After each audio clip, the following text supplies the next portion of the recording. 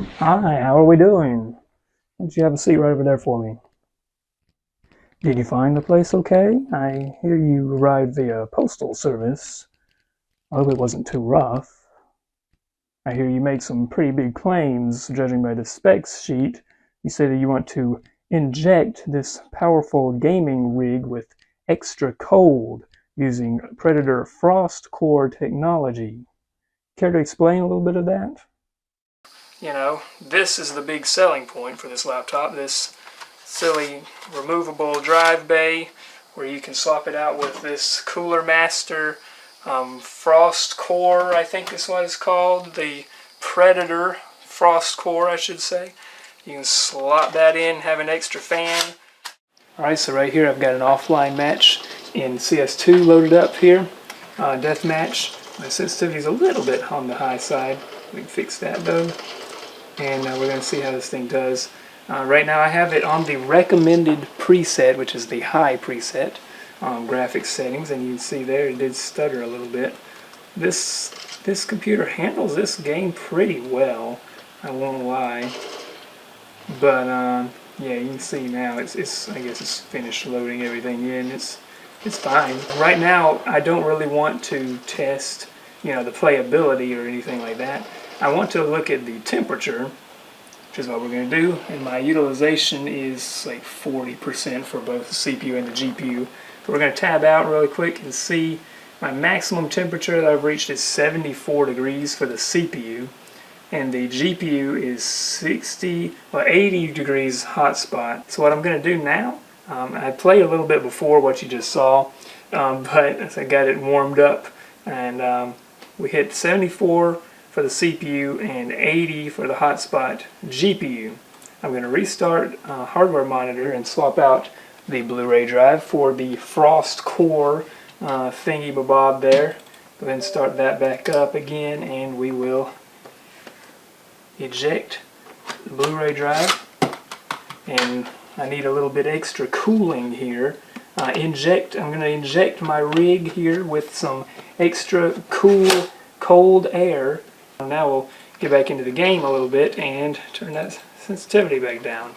And let's see what we can do here. I'm going to mess these bots up for a minute here and see what kind of temperatures we have after playing for a while with that thing. Speaking of Predators, it is 3 months in the CRT Shack. Every June is. So be sure to check the link in the description below if you're interested in that sort of thing. It is always open to anyone. You can see my projects a lot of the times before I actually upload them, so check that out if that sounds like it's for you.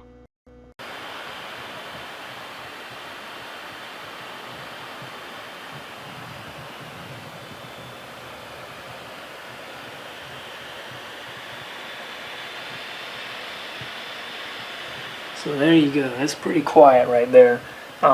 Not at all disturbing in my opinion. Like, you can hear them, yes, but like I said, it's not disturbing.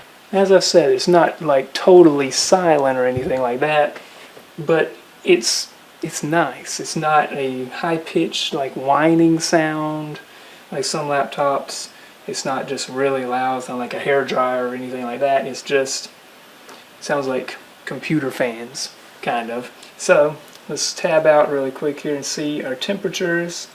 And temperatures are actually 71 versus before it was a 73. So GPU hotspot temperature is 77. I played for several minutes there. I'm not giving this like a super scientific look or anything, but it did actually. Temperatures went down by a couple degrees, so I mean, most people kind of made fun of this thing for, you know, not doing anything noticeable. But hey, it's something, I guess. If you have absolutely no use for the Blu-ray drive, you know you're never going to use it, I guess this would have been a good thing to do. Who would have guessed? You claim that you could use a little less lag utilizing Killer DoubleShot Pro by doubling your internet. Well, what's all that about? I'd just like to point out really quick, off the cuff, this thing is connected to a wireless network right now. I'm just launching up CS2 just to have something that will make the fan spin. And let's get the volume muted. First of all, can't hear the fans spinning because they're very quiet. They're not spinning very fast right now though. This thing is connected to a network right now. It shows my friends list on the right hand side over there. I don't think any other device I own will connect to a wireless network where I am right now, including my Pixel 7 Pro. Killer DoubleShot Pro. This is the Intel killer technology. And nowadays it's still on the Microsoft Windows Store, whatever it's called, the Windows Store. No, it is called the Microsoft Store. Look at that. Anyhow, it's called Intel Killer Performance Suite. This thing has a plethora of options. This mainly advertises this. Obviously, this is from 9 years ago, so you know this software is still being updated. It's still available for certain high-end devices. But yeah, this has all sorts of options here. You can like look at you can throttle your network on certain applications, and I mean it can do lots of things, but this pretty much just advertised being able to specify which applications can use your Ethernet and which ones should use wireless, and you can use both of them at the same time. It's pretty cool, but I mean it's just not a feature I think most people aren't going to use, especially considering it's a laptop, so you're going to be using Wi-Fi most of the time on the laptop, regardless. Anyway. You boasted several times about your Predator SoundPound 2.1. Would you care to elaborate on that? Well, in reality, I think this laptop does have a pretty good sound system. However, Acer may have oversold it a little bit. They're not the loudest or the greatest speakers I've ever heard on a laptop, but they are very acceptable. Certainly, it is a 2.1 sound system, as indicated by the name, the SoundPound 2.1. It is two front-firing speakers here with fancy gamer red grills and a pretty tiny subwoofer on the bottom. You're not going to be blown away by this.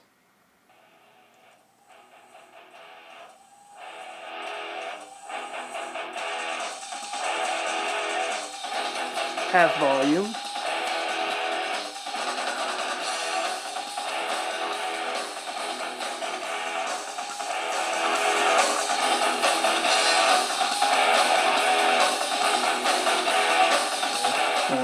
You hear very, very treble heavy, really. At the end of the day, the subwoofer's not doing much work down there, really, but it's there, and you can hear it sometimes.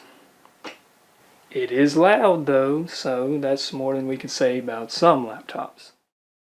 And you also claim to have something called the Predator DustDefender, claiming that alternating airflow directions helps to keep out dust buildup. Yet I had to dust you out quite a bit when you arrived. Why is that? And it sent this photo of its posterior. Well, in reality, this is the Acer Predator 15 G9-592 premium gaming laptop from late 2016. Contains a quad-core Intel i7-6700HQ processor, 16 gigabytes of memory from the factory, and an NVIDIA GeForce GTX 980M graphics card using 4 gigabytes of video memory. Despite some of the ridiculous marketing claims that no one really cared about, this laptop did actually have a few things to boast about, though Acer's executives seem likely to take those things to their grave if they could. It says right there, danger heat blast. I hadn't noticed that before. That's kind of funny. Heat blast on a laptop. That's usually not a very good thing, but anyway. It probably shouldn't have been a marketing point for this thing, but it probably also could have, sadly. the fact that only 2 screws separate you from the easily accessible, I said easily accessible, damn it, drive bays and RAM upgrade slots. It does have some pretty sturdy plastic clips. I haven't had one break on me yet. I've owned 2 of these laptops. If you're in the Discord server, you would know about that. But yeah, I've been using either this one or the previous one I had since 2022 and never had any issues with that, swapping drives around. One thing to note with this laptop is that the RAM slots that you have easy access to right here, so you can see right in front of me, right here, I can slide in more RAM if I want to. With most gaming laptops from this time period, you would have to remove the bottom panel completely and remove the motherboard, which is always a really fun thing to do with laptops, especially gaming laptops that have graphics cards and big beefy heat pipe systems in them. With this one, you actually have access to the RAM upgrade slots. The RAM, the 16 gigabytes of RAM that come from the factory, are on the other side of the motherboard. And because I know there will be that viewer out there that's curious, the RAM is DDR4 2133 from the factory, the kit of RAM that is in it that you would have to remove the motherboard to upgrade. So if you want to add, you want to double your memory capacity, get another 16 gig kit of DDR4 2133. Something that you can probably guess I'm not a huge fan of about this laptop is this material right here. Let's have a flashback really quick. The palm rest of the unit is designed out of rubberized plastic, so that when the unit heats up during gaming, your hands will stick to it, so that you never, ever have to stop gaming. Yeah, that was the Asus something or another G51 laptop. I did a review of it years ago, and it was a particularly good example of this awful material. This one's got it on the wrist rest. It's got it everywhere, literally everywhere, except for the keyboard keys. Just smooth plastic. Touchpad even kind of mimics the feeling. It's not actually this material, but it feels like it.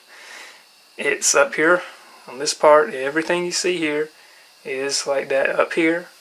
This part's not.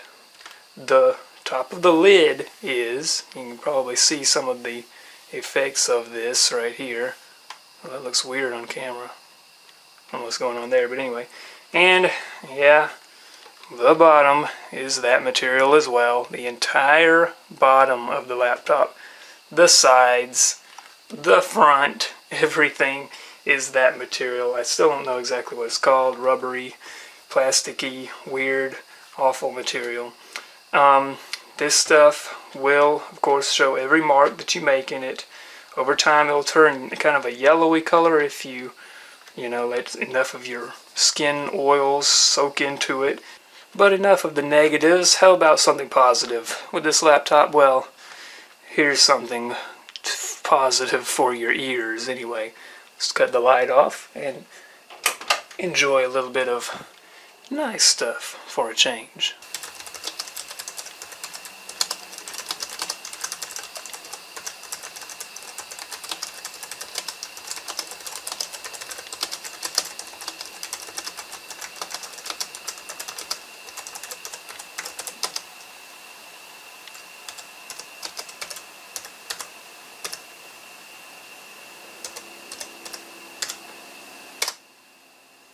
That's it. That's it. The keyboard is extremely nice. Another important aspect of this laptop is the massive 6,000 milliamp hour battery that powers it. I've been using it all morning here, and we are at, what are we at here? 73%. The estimate from Windows varies quite a bit. It was saying earlier like 6 hours. Now it's saying 1 hour. It's not going to last 1 hour. It's going to last a little bit more than that. This battery will last probably, I would estimate, about 5 hours of normal use, and probably 3 maybe even more than 3 hours of gameplay. If you're playing, obviously, like an old game that's not taxing it very heavy, more than that. But if you're playing something that's running at like 30 FPS that it can barely handle, maybe a little bit less. But either way, this is not one of those 1 hour affairs like the electronics laptop that I looked at some time ago. If you care about battery life in your laptop, this is not the laptop for you. The battery life was one of the big selling points of this laptop that Acer did not market for some reason, instead opting to market this silly stuff, as I mentioned. So if they had marketed the battery for being great as it is, maybe they would have sold more of these things. Acer. But yeah, overall there's just a lot of things to like about this laptop. As I said, keyboard is excellent. It did have that software on there originally where you could assign these keys to be a special function. I like the placement of these keys. A lot of gaming laptops from this time period for some reason had to be wider to fit those keys over on the side of the keyboard or something. There's an ant on the keyboard, not like that. But anyway, a lot to like. Of course, the button there you can see on the screen, it shows you that you've disabled the touchpad and the Windows key. So when this is disabled, you can't press the Windows key either. So when you're playing a game, you can't press the Windows key, and it causes a lot of problems. Overall, just the look and feel. It's not extremely heavy. It is pretty heavy, but it's a beast. You know, it's got the specs to back up its weight. It's got, of course, got the fancy Intel killer networking, DisplayPort and HDMI side by side there on this side, right side. 2 USB super speed ports there, and as well as the Thunderbolt 3 port right there. On the other side, you get an SD card slot. Take note, everyone, I know a lot of people, it's a big controversy right here. Headphone, microphone. Headphone, microphone. Not headset, but regular old headphone jack and a microphone jack. Separated right there. Very nice. And 2 more USB super speed ports right there in your charging port. One thing to note about this laptop is that the charging port is fairly fragile. There's a lot of reports online. If you Google the model number of this laptop, you'll see posts and forums where saying people have broken their charging ports. So that's something to keep in mind. You got the subwoofer on the bottom there. This is the lever that lets you release the drive bay, as demonstrated there. You can put your FrostCore in there. Extra fan. Don't have it handy, but there you have it. Nothing on the front and nothing on the back, just fans. And it does have lights on the lid for your gamer needs. Alright.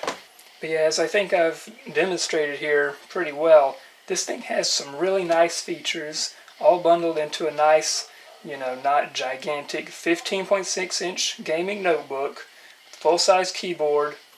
This is pretty much everything I personally want in a laptop, and for some reason they insisted on marketing this silly stuff. Predator FrostCore Killer DoubleShot, not even an Acer thing, that's an Intel brand, Intel Killer, but they don't put Intel anywhere, note. Predator SoundPound, Predator Sense, the Thunderbolt port, that's a big thing at the time, and NVIDIA G-Sync, like, whatever. I mean, this is all nice marketable stuff, but there's some other nice things here that I think people would have liked to know about more than G-Sync, which every computer that has an NVIDIA card has.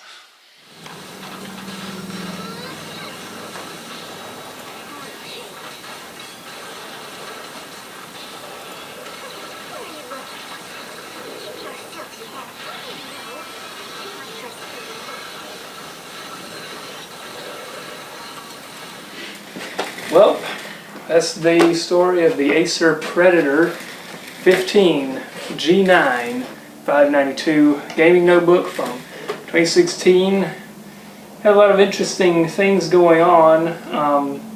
Some good, some acceptable, okay, decent, neutral.